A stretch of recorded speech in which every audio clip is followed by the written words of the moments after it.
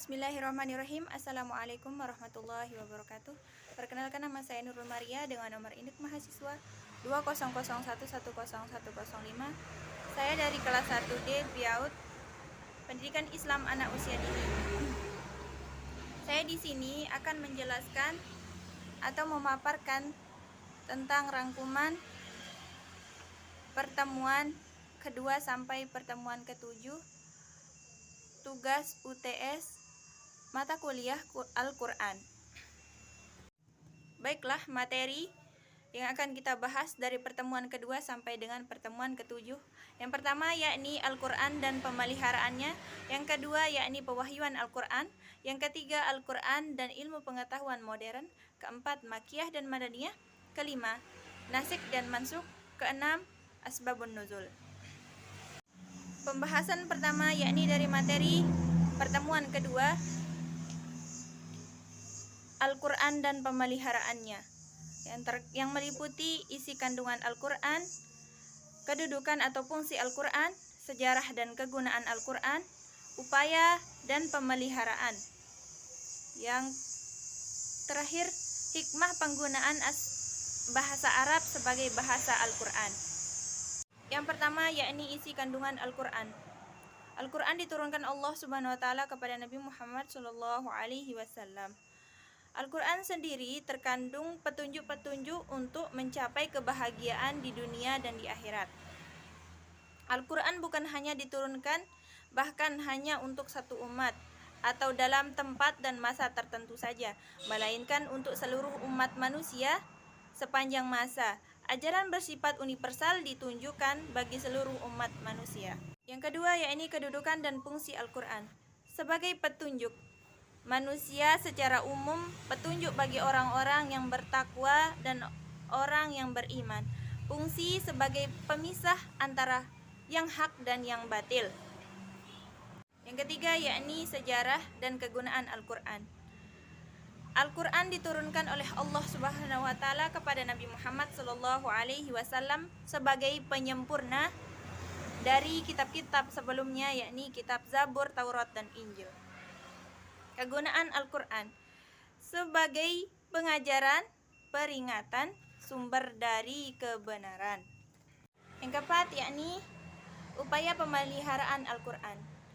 Upaya pemeliharaan Al-Quran dapat dilakukan dengan menghafal Al-Quran. Yang kelima yakni hikmah penggunaan bahasa Arab sebagai bahasa Al-Quran untuk menjaga dan memelihara kemurahan dalam anugerah bagi orang-orang yang berbahasa Arab. Materi kedua yakni pewahyuan Al-Quran. Pewahyuan Al-Quran diturunkan kepada Nabi Muhammad sallallahu alaihi wasallam melalui perantara malaikat Jibril selama 22 tahun, 2 bulan, 22 hari dalam proses pemahyuan. Malaikat Jibril memasukkan wahyu ke dalam hati Nabi Muhammad sallallahu alaihi wasallam. Dalam hal ini, Nabi tidak melihat sesuatu apapun, yang hanya merasakan bahwa wahyu itu sudah berada di dalam kalbunya, kalbu Rasulullah sallallahu alaihi wasallam. Materi ketiga yakni Al-Quran dan ilmu pengetahuan modern, yang melingkupi pertama Al-Quran dari segi kemukjizatan, kebahasaan, kebenaran, dan peristiwa.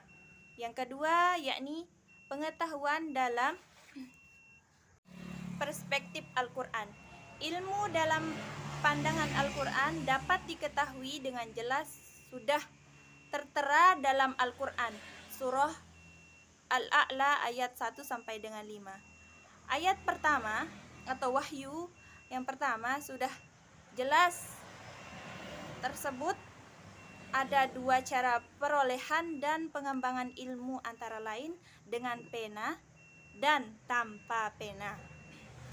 Yang kedua yakni bukti kandungan teori pandangan modern dalam Al-Quran, melingkupi yang pertama kelahiran manusia, 2 fungsi gunung, 3 api di dasar laut, 4 bagian yang mengendalikan gerak, kelima garis edar tata surya. Keenam, dasar laut yang gelap. Ketujuh, peristiwa waktu. Keempat, sungai yang di dasar laut. Dan yang terakhir yakni sidik jari. Materi yang keempat yakni membahas tentang makiyah dan madaniyah. Definisi makiyah dan madaniyah menurut 4 teori. Yang pertama yakni tempat. Makiyah adalah ayat yang diturunkan di kota Makkah dan sekitarnya. Dan sedangkan madaniyah adalah ayat yang diturunkan di kota Madinah. Teori kedua yakni waktu. Makiyah adalah ayat yang diturunkan sebelum hijrahnya Rasulullah SAW ke Madinah.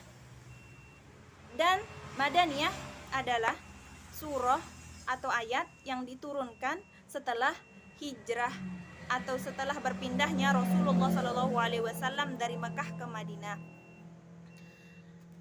Teori yang ketiga yakni muktadab objek pewahyuan. Menurut teori ini, setiap ayat yang dimulai dari kalimat ya ayyuhan nas, yang dimulai dari ya ayyuhan nas, artinya wahai sekalian manusia, maka ayat tersebut digolongkan dalam golongan makiyah. Dan setiap ayat yang diawali ya ayyuhan nas, ya ayyuhallazina amanu, wahai orang-orang yang beriman, maka ayat tersebut digolongkan dalam golongan madaniyah. Teori keempat yakni mutahallazatu ma tadhammat as-suratu atau konten analisis. Teori pada konten ayat-ayat mengatakan makiyah ialah surah atau ayat yang menampilkan cerita-cerita. Sedangkan madaniyah yang memuat mengenai berbagai ketentuan hukum seperti hudud, farid, dan lain sebagainya. Karakteristik makiyah. Yang pertama yakni ayat atau surah pendek yang memiliki kekuatan ekspresi dan memiliki bunyi yang bertafsir sama atau persis. Yang kedua yakni banyak menggunakan bahasa penegasan. Yang ketiga, banyak menggunakan fisabilillah. Keempat, ungkapan kuat dan beritme. Kelima, menyeru kepada iman pada Allah Subhanahu wa taala. Karakteristik madaniyah. Yang pertama yakni gaya bahasa yang panjang. Kedua, lafalnya mudah dan populer. Ketiga, menggunakan bahasa yang tenang dan argumentatif. Keempat, berbicara panjang lebar tentang penetapan aturan hukum.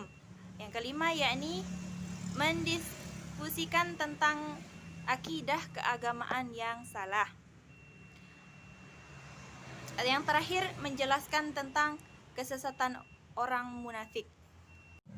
Pembahasan materi kelima yakni masik dan mansuk.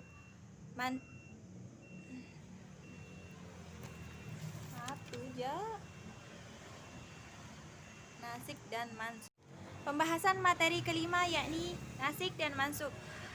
Yang pertama yakni definisi mengenai nasik dan mansuk. Pengertian nasik menurut bahasa memiliki arti. Yang pertama, menghapus atau memindahkan. Yang kedua, memindahkan sesuatu yang tetap sama.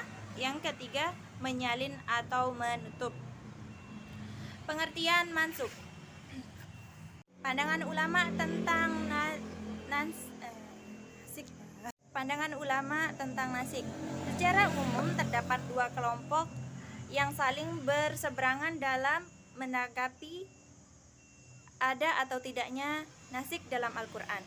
Yang pertama yakni kelompok pertama yakni jamhur ulama berpendapat bahwa masalah nasik akal bisa terjadi dan secara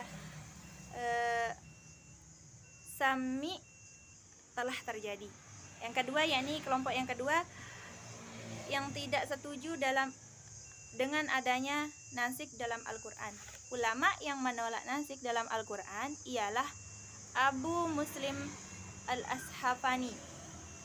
Berpendapat jika dihukumi ada ayat-ayat yang dimasukkan dalam Al-Quran, ada yang batal atau salah. Materi pembahasan yang ketujuh atau yang terakhir, asbabun nuzul. Pengertian asbabun nuzul. Asbabun nuzul berarti sebab dan nuzul berarti turun secara etimologi. Asbabun nuzul adalah sebab-sebab yang melatar belakangi proses turunnya Al-Quran. Yang kedua yakni cara mengetahui riwayah asbabun nuzul.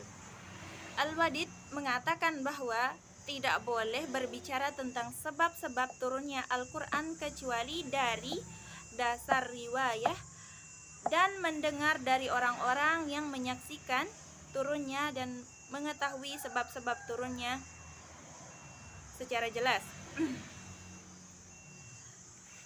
Cara mengetahui riwayah meliputi rawi, jalur riwayah atau insad dan matan. Yang redaksi dan makna ungkapan asbabun nuzul. Ada beberapa bentuk redaksi yang digunakan oleh ahli tafsir dalam mengungkapkan sebab-sebab diturunkannya Al-Quran. Ada yang menggunakan teks jelas atau sarih, dan ada juga yang menggunakan teks relatif yang mengandung beberapa kemungkinan makna atau muhtamilah. Makna ungkapan asbabun nuzul ialah sesuatu yang terjadi di masa Nabi, di masa Rasulullah Shallallahu Alaihi Wasallam, atau suatu pertanyaan yang dihadapkan kepada Rasulullah Shallallahu Alaihi Wasallam. Pandangan ulama tentang asbabun nuzul. Asbabun nuzul adalah usus dari sesuatu yang terjadi serta ada hubungannya dengan turunnya ayat Al-Quran sebagai penjelas hukum pada saat peristiwa itu terjadi. Pembahasan yang terakhir yakni fungsi asbabun nuzul dalam memahami Al-Quran. Yang pertama, dapat memahami makna di balik disyariatkannya suatu hukum. Yang kedua yakni dapat membantu musafir dalam memahami makna. Yang ketiga yakni menegaskan bahwa kandungan atau ajaran dalam Al-Quran tidak akan usang di telan zaman. Yang terakhir atau yang keempat yakni dapat memudahkan seseorang menghafal serta memahami pola turunnya ayat Al-Quran atau ayat suci Al-Quran. Sekian dari pembahasan materi pertemuan kedua sampai dengan ketujuh dalam tugas UTS MK Al-Quran. Sekian, sekurang-kurangnya saya mohon maaf. Wassalamualaikum warahmatullahi wabarakatuh.